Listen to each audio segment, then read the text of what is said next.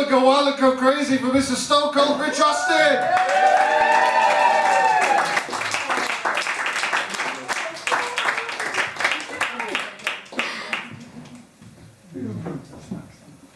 Alright.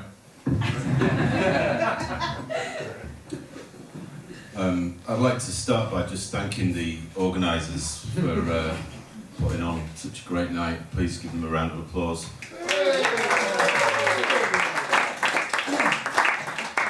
Before every gig, I always send an email over to the organisers to say that I have a very specific list of requirements that I need before the gig. First of all, as my set starts, what I need is for someone to collect all the glasses. You're welcome. Thank you. I also, what I also demand is a set of pool cues to be put next to the stage, just in case there's any vampires in from Transylvania. You know, it's a stake going through someone's heart tonight. It's actually weird, isn't it? Because there's pool cues, there's a triangle.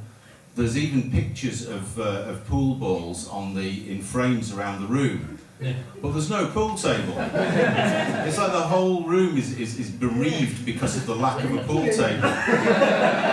It's like it's like a shrine to a pool table that's been dismantled or something.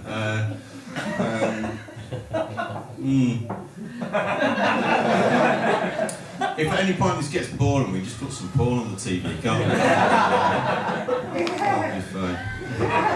Calm down. We can do it after the gig. But you know, the funny thing is, I used to live just down the road back in the 90s, and I used to drink in this pub. And back then it was really, really rough, the St John's. It was a really, really rough pub. In fact, the reason how it got its name, the St John's, is because there was permanently an ambulance outside. That's a joke that'll only work here. But it's a proper pub, isn't it? It's a proper pub with a proper British beer garden. That's what I like to see. I've got a Spanish colleague, and we were talking at work about beer gardens. She'd only just moved to the UK, and she went, "Oh, beer garden! It sounds lovely." That's not a shit Spanish accent, and it sounds like a garden where you can drink with flowers and grass. It's like, no, basically like a purpose-built concrete ashtray. It's a proper British beer garden, isn't it?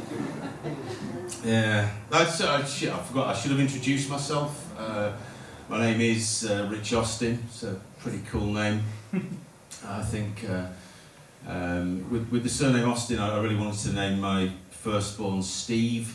Yeah. But unfortunately, we had a girl, so I had to call her Stone Cold. She's back. Get her. Get the pool cues. Get her. Yeah. I thought you were done. Sorry. Pardon? No, lots has happened since you've been away. I used to drink here in the 90s. It's a proper pub in it, this, with a proper beer garden. With a big concrete ashtray. We've done it. You'll catch up. Where was that? Yeah. So my daughter's ended up being called Stone Cold. I think, you know, names are really, really important, I think. I really, really like the names that celebrities give to their children. They always name them after places. You know, you've got Brooklyn Beckham, Paris Hilton, Lester Piggott. And I can only assume that these names are based on where the child was conceived, which explains, you know, for example, you know, David and Victoria Beckham, they have sex in one of the New York boroughs. 9 months later, out pops Brooklyn. It could have been worse. They could have fucked in Staten Island.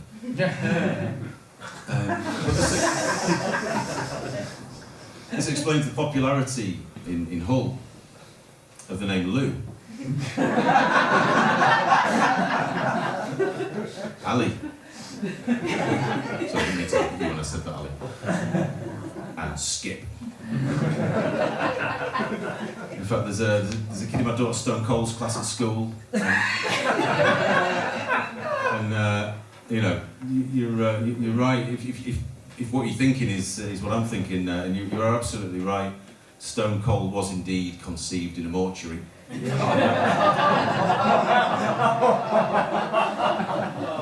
I know we've got somebody in from Transylvania tonight, but don't let anyone ever tell you that necromancy is dead. There's a kid in Stone Cold's class at school, and that child's name is up against the bins behind position. Smith. Obviously I'm joking, the child's real surname is Weatherspoon. I still don't want to talk to you. Yeah, so Rich Austin's my name. Rich, of course, is short for Richard, or Dick Hard, as I'm adopting. In fact, given that I came second in the whole comedian, I might actually change my name to Dick Silver. I'm going to buy a canal boat. I'm going to live on that. I'm going to become an alcoholic former detective. In fact, I might just go do that now. But yeah, it's weird. It's kind of. I don't know if this is a rough area. It used to be a rough area. I'm not sure if it is anymore. But I was on the way here and some chap goes to me, "Hi mate, you look like a geography teacher. Was that a makeover by another geography teacher?" And I was like,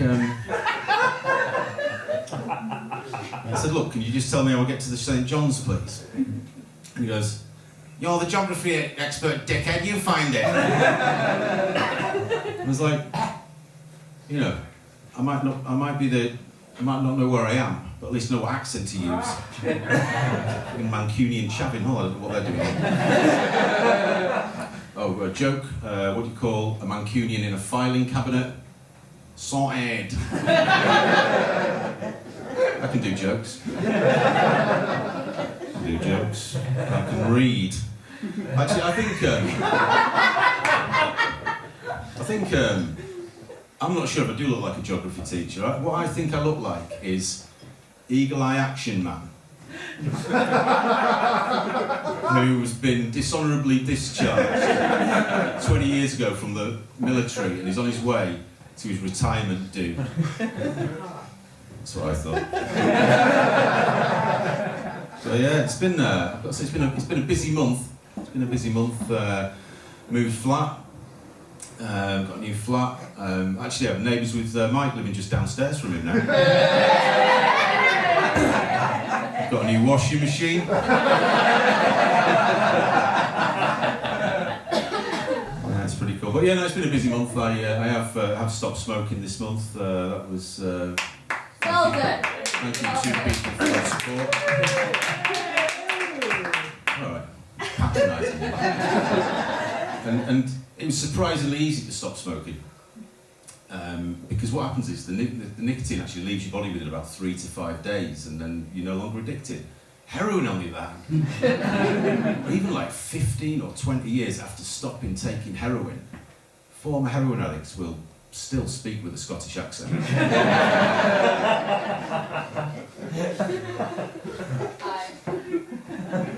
Is that your Scottish impression? Can you do it again, please? No. Say, I just want some fucking heroin. No? Okay. Yeah. Tell me what to do. I don't tell you what to do. Okay. I forgot to ask how long I'm supposed to do before I started. How long am I supposed As to long do? as you want, you silver surfer. Yeah. Silver surfer. We sound a little bit more elderly than I actually am. Although I do enjoy accidentally stumbling on internet porn. Is the TV on yet? Well, I'll tell you what, I'll tell you a little bit more about myself and then I'll fuck off. I'm originally from Lincolnshire. I grew up in a place called Goxhill. Has anybody heard of Goxhill? Yeah. No, that's not surprising. It's shit. It's in North Lincolnshire, just on the south bank. It's literally it's like a stone's throw across the river from Hull. I mean, you'd have to be pretty fucking good at throwing a stone. That's where it is. And it's kind of like a nowhere Lincolnshire village, and that's where we grew up. And me and my friends used to walk down to the banks of the Humber as children, and we would stare across at Hull and marvel at its two-storey buildings. And the travelling minstrels would visit Goxhill and move into Hull. And they would say, "Do you know, peasants of Goxhill, the streets of Hull are paved." It's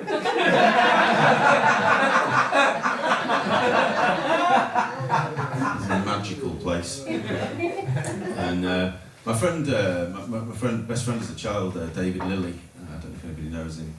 No. David Lilly with a 10-foot wool in his shirt with the girls next door. I thought it was a snake, and he was right now, so 1'4". Just, no, okay, well, it doesn't matter.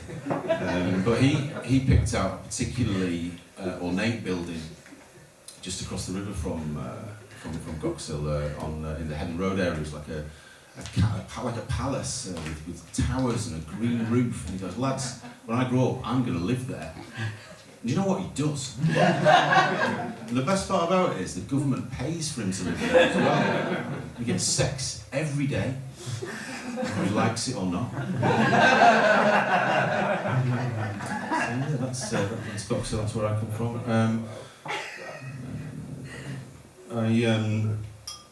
It's customary as a comedian approaches the end of their set that they tell the audience that they've been a great audience and that they're having a really good time. But we haven't. You haven't? Well, why don't you get your money back then?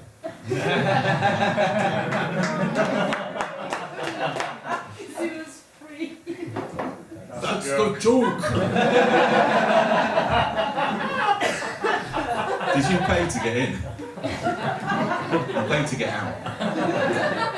That's how it works.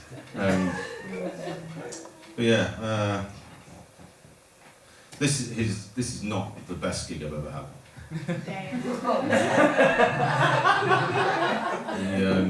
The best gig I ever had was in London, in a big hotel, in the lift.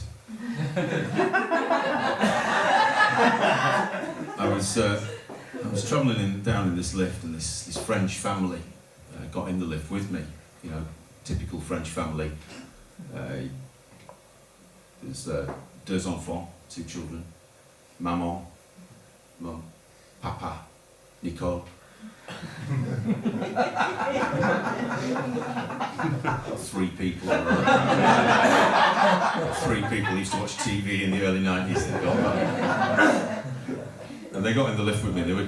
One thing I should point out, I do actually speak fluent French, but you know, why would a French family know that I can speak French? So they were just chatting away about you know, what they were doing and everything. First of all, they started off. They were complaining about the delay at passport control getting into the UK, and they were, you know, just saying it took ages to get into the People's Republic of Brexitania. And you know, I think it's fair enough if French people want to complain about that. That's fine. I do think it's wrong though that British people complain when we go on holiday to France or Spain and we get stuck in a queue at passport control, because statistically speaking, 52% of the people in the queue voted for the queue.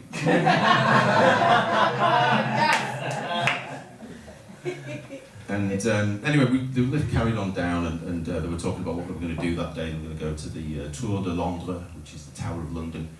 We're going to go to the Palais de Buckingham, which is Buckingham Palace. We're going to go to Madame Tussauds, which is Mrs. Two Swords.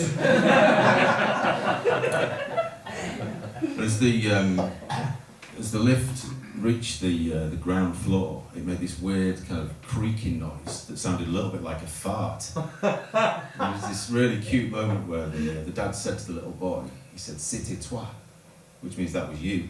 And the little boy said to his dad, he said, "Non papa, c'était toi," which means no dad, that was you. As the French family got out of the lift, I said, "C'était moi."